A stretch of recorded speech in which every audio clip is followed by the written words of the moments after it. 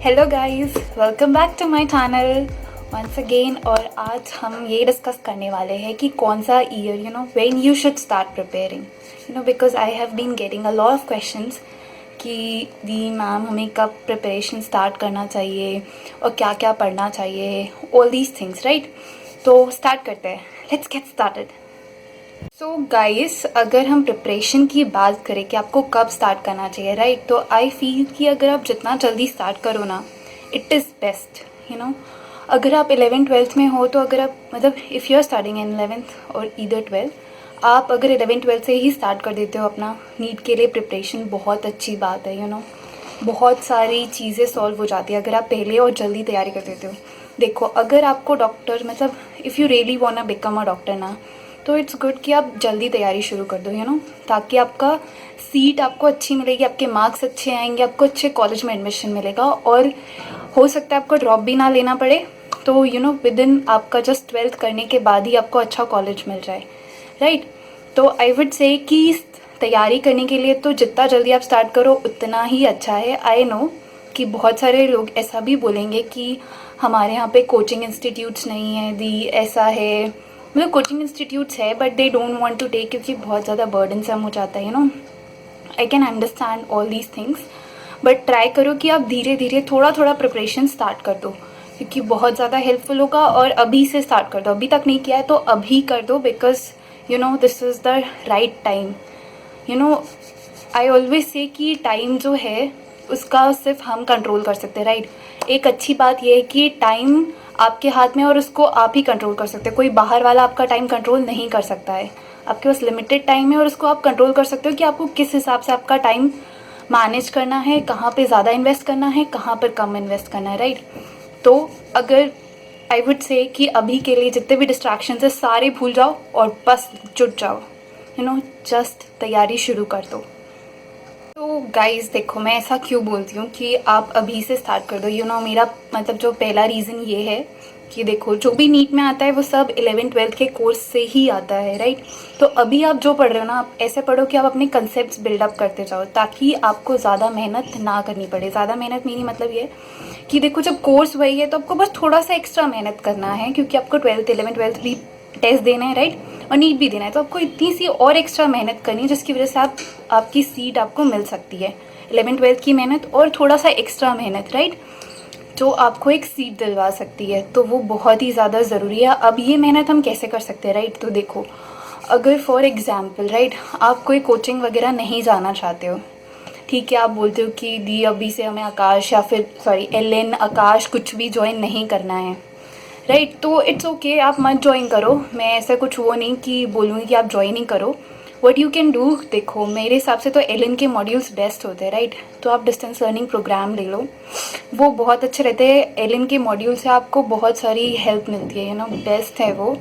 और आप देखो, ये जो भी से आप तैयारी कर रहे हो ना, बहुत ही ज़्यादा अब क्या होगा, अगर आपने कोई भी डिस्टेंस लर्निंग प्रोग्राम दिया है तो डेफिनेटली आप टेस्ट भी दोगे ना, तो टेस्ट दोगे तो आपकी प्रैक्टिस और ज़्यादा होती जाएगी। एंड जो 11th-12th के बहुत सारे बच्चे ऐसे होते हैं, आपको उस टाइम पे पता भी नहीं होता है कि नीट में कैसे क्वेश्चंस आते हैं। एटलीस्ट ऐसा होगा ना, आप स्टार्ट करोगे, आपने टेस्ट देना शुरू किया, मॉक टेस्ट दे रहे हो, जो भी दे रहे हो, आपको आइडिया लगेगा कैसे क्वेश्चंस आते हैं। एंड आपको एटलीस्ट एक डायरेक्शन मिलेगा, आपको किस तरफ मूव करना है, आपको कैसे स्टडी करना है, किस तरीके से स्कोर करना है। And you will get to know what all type of questions, किस तरह के क्वेश्चंस आते हैं, राइट। तो मैं ये बोलूँगी कि आप ट्राई कर दो जितना जल्दी, आप प्रीवियस ईयर के क्वेश्चन सॉल्व करो। बहुत आप ये सब कब कर सकते हो, जैसे कि संडे को आप you can choose your Sunday, और वीकेंड्स में आप ये कर सकते हो जब आप थोड़े फ्री होते हो। आई नो अभी सिचुएशन थोड़ा चल रहा है तो आप पढ़ सकते हो, राइट। अभी आपको स्कूल भी अटेंड नहीं करना पड़ रहा है, तो आपके पास ये एक पॉजिटिव वो है कि आप दोनों चीज़ें कर सकते हो। आपको टाइम एक्स्ट्रा मिल रहा है, आपको स्कूल नहीं जाना पड़ रहा है, आपको खुद से पढ़ना है। आई नो ऑनलाइन क्लासेस भी चल रही हैं, आई नो दैट, बट थोड़ा सा आपको एक्स्ट्रा टाइम मिल रहा है तो उसको यूटिलाइज़ करो और पढ़ो, जी जान लगा के पढ़ो, क्योंकि बहुत ज़्यादा हेल्पफुल है अगर आप अभी से पढ़ते हो।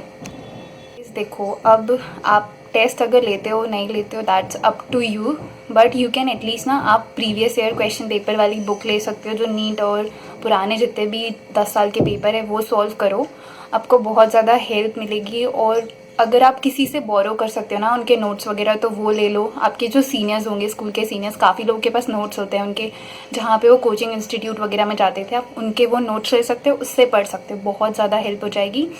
एंड ऑब्वियस बात ये भी है कि ये सारी चीज़ें आपको हेल्प करेंगी ना। देखो मैं बताती हूँ, एग्ज़ाम टाइम पे होता क्या है, जब आप नीट का पेपर देने बैठोगे ना, तो जो वहाँ पे जो चीज़ें वर्क करती है वो है आपका रिविज़न। आपने कितना ज़्यादा प्रैक्टिस किया है, कितना ज़्यादा आपका ग्रिप है सब्जेक्ट में, राइट, वो सारी चीज़ें बहुत ज़्यादा मैटर करती हैं। तो अगर आप पहले से पढ़ रहे हो ना तो आपका रिवीजन होता जाएगा। और अगर आप टेस्ट दे रहे हो तो रिवीजन टेस्ट मतलब अगर आप जो भी क्वेश्चंस गलत करोगे ना तो नेक्स्ट टेस्ट में आप वो चीज़ें गलत नहीं करोगे, आपकी गलतियाँ आपके सामने आने लग जाएंगी और आपको फटाफट पता चलेगा कि हाँ आपको किस टॉपिक पे आपको और ज़्यादा इम्प्रूव करना है और कहाँ पे आपको ज़्यादा टाइम देना है, राइट।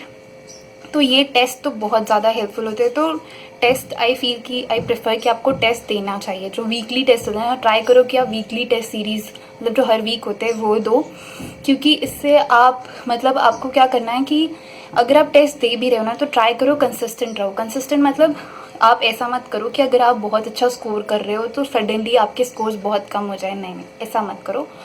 मैं सिर्फ आपसे ये बोलूँगी कि अगर आपको सीट चाहिए ना तो सिर्फ 2 साल आपको अच्छे से मेहनत करनी है ना, कोई डिस्ट्रैक्शन मत आने दो, कंसिस्टेंट रहो अपनी परफॉर्मेंस में। अगर आप मान लो कि ठीक है कोई बात नहीं, आपके 400 में या फिर 300 जितने भी आप बोलो कि मार्क्स नहीं कम आ रहे हैं, राइट, कोई बात नहीं, सबके साथ होता है, स्टार्टिंग में सबके साथ ऐसे ही होता है। मेरे भी इतने ही मार्क्स आते थे स्टार्टिंग में, ठीक है, किसी के ऐसा नहीं होता कि कोई एकदम से पढ़कर आया और उसके सीधे 500-600 नंबर, नहीं, ऐसा नहीं होता है।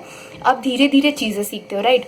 तो आप स्टार्ट तो छोटे से ही करते हो ना, आपके स्टार्टिंग में इतने ही नंबर आते हैं तो आप वहाँ से शुरू कर सकते हो, कोई बात नहीं, आप पढ़ोगे धीरे धीरे कंसिस्टेंट। और अगर आपको मार्क्स आपके इम्प्रूव करने हैं ना तो बेस्ट थिंग इज़ रिविजन, जितना ज़्यादा रिविजन करोगे उतना अच्छा है। एंड फिज़िक्स के लिए बहुत ज़्यादा प्रैक्टिस करो, मतलब फिज़िक्स में न्यूमेरिकल्स बहुत ज़्यादा, फिज़िक्स हम क्यों बोलते हैं कि वो आपका स्कोर बूस्टर है, बिकॉज अगर आप फिज़िक्स में ज़्यादा क्वेश्चन सही करते हो या फिर वो आपका what we can say is आपकी ग्रिप अच्छी है फिज़िक्स पर, तो डेफिनेटली आपकी रैंक काफ़ी ऊपर जाएगी और बहुत ज़्यादा हेल्प मिलेगी आपको।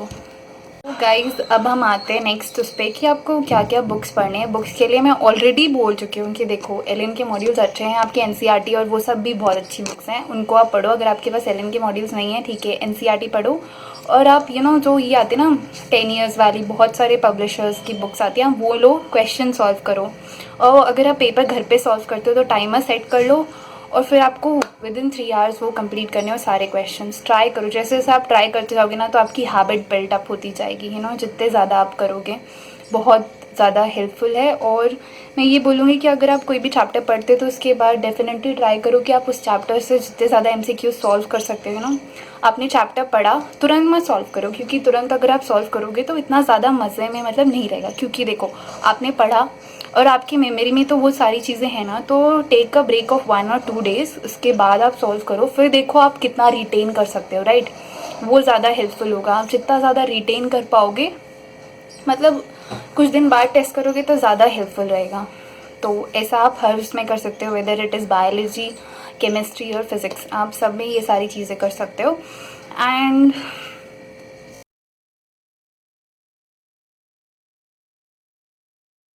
नाउ व्हाट विल बी, मतलब अब देखो मैं फटाफट ये वाली चीज़ें भी कवर कर लेती हूँ कि आपको कहाँ से क्या क्या पढ़ना है। तो बायो के लिए I feel NCERT is sufficient, right, sufficient है एनसीईआरटी। आप उसी को पढ़ो, अच्छे से पढ़ो, आपके सारी लाइन्स एक एक टिप पर होनी चाहिए, कोई भी लाइन से क्वेश्चन पूछे तो आपको बनना चाहिए। फिज़िक्स के लिए बहुत सारे न्यूमेरिकल सॉल्व करो, ठीक है, जितने ज़्यादा आप कंसेप्ट्स बनाओगे उतना अच्छा रहेगा। और केमिस्ट्री में तो आपकी एनसीईआरटी सही है, मतलब मैं सबके लिए एनसीईआरटी ही बोलूँगी, वो बेस्ट है, तो उसी से पढ़ो। और ऑर्गेनिक के लिए भी एनसीईआरटी बहुत अच्छी है, बहुत अच्छे से दे रखा है यार एनसीईआरटी में, तो आई डोंट थिंक कि एनसीईआरटी मतलब काफ़ी अच्छी है, उसी से पढ़ो। और एलएन के मॉड्यूल्स तो इसलिए कि आपको क्वेश्चंस प्रैक्टिस करनी है और आपके जो भी एक्स्ट्रा न्यूमेरिकल्स वो सारी चीज़ें आपको उससे मिल जाएंगी। और उसमें थोड़ा सिस्टमैटिक और इजी वे में भी चीज़ें समझाई हुई हैं, इसलिए अच्छा है। Okay guys, so guys here we come with the end of the video. So मैंने कोशिश की कि मैं सारी चीज़ें कवर करूं, मतलब जितना भी आपको कब प्रिपरेशन स्टार्ट करना चाहिए, मतलब आपको कितने टाइम पर। और ये सारी चीज़ें मैंने सब कुछ आपको कवर किया। लेकिन अगर फिर भी आपकी कोई क्वेरीज या फिर डाउट रह जाते तो आप कमेंट बॉक्स पे कमेंट करो, मैं ट्राई करूँगी कि मैं उनके आंसर्स यानी मैं सारे रिप्लाई दूँ। ओके, सो अगर आपको वीडियो अच्छा लगा हो तो please like and subscribe my channel. Okay, bye bye.